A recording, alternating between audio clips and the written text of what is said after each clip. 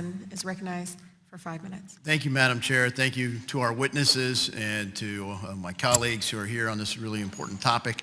Mr. Gensler, you mentioned regulatory arbitrage.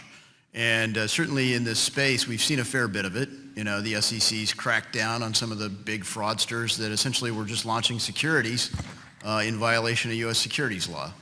However, that regulatory framework, as Mr. Muirs has pointed out, has driven a lot of companies to find certainty in places like Switzerland or Singapore. You know, would a bright line test that says if it meets this test right here, we know that it's a security. And if it falls on the other side of that, we know that it's not. Would that provide the certainty the market needs? I think that it could, but it could also provide certainty for ways for good lawyers to cleverly work around it. So I think whether it's the Supreme Court Howey test or just in the last few weeks, the SEC put out a lot of guidance in this area. It's been slower than I think we want. I'll agree with that. But I think they're slowly, under Chairman Clayton, trying to give some certainty to this area. Right. So Bill Hinman's provided a lot of that. And unfortunately, you know, that's not really, I appreciate their efforts, but frankly, that's Congress's job to provide that certainty. And if we just want to live with a court decision, Howey, and apply, you know, the Orange Grove test to things, you know, if you're swinging an Orange Grove hammer, a lot of things look like an Orange Grove. Talking to one other principle that you talk about, you know, so we've provided that in a group of bipartisan folks in the Token Taxonomy Act.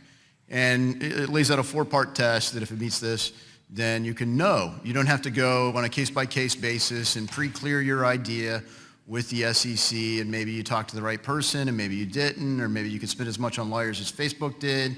Maybe you got 2 years before you need to launch, but maybe you don't. And a lot of companies have just sat down and talked to me and said, look, no offense, we don't trust you guys. We're going to launch this in Switzerland or Singapore. And so we're trying to provide that certainty for the market. I want to ask one question specific to Libra. Their association would be governed by a board. Their association has central control in its proposal. And those seats, I think, would be considered assets, right? They would be presumably fungible, could be sold. They say they're going to be governed in a different way. The underlying proposal is not just a bundle of currencies, but short-term securities.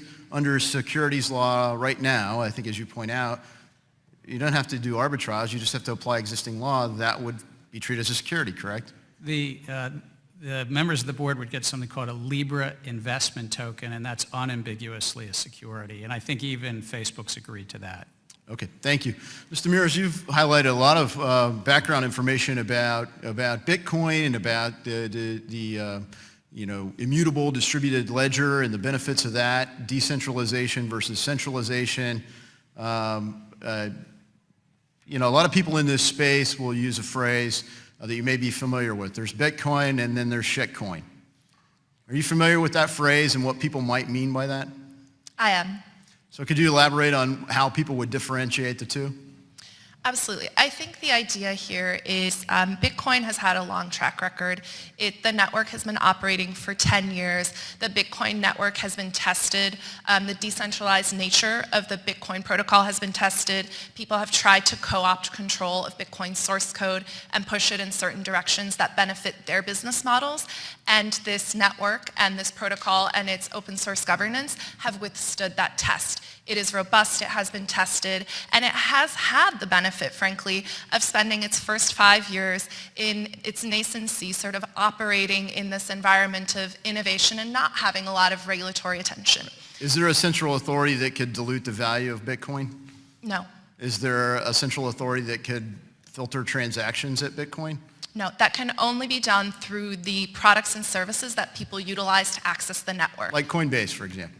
Absolutely. That is a U.S. company that is regulated based on the facts of what its business model is. Right. And so just like in the U.S., you know, the Federal Reserve or the Treasury doesn't change the dollar. The people at the edges, the banks generally do that.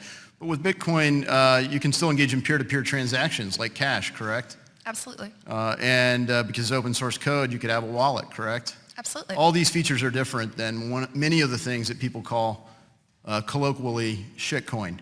because the value can be distorted by a central authority. So people do really have their assets at risk. We absolutely need the certainty that legislation can provide in this space. I hope we have a hearing specific to the Token Taxonomy Act soon. I appreciate my colleagues and the time, and I yield back. The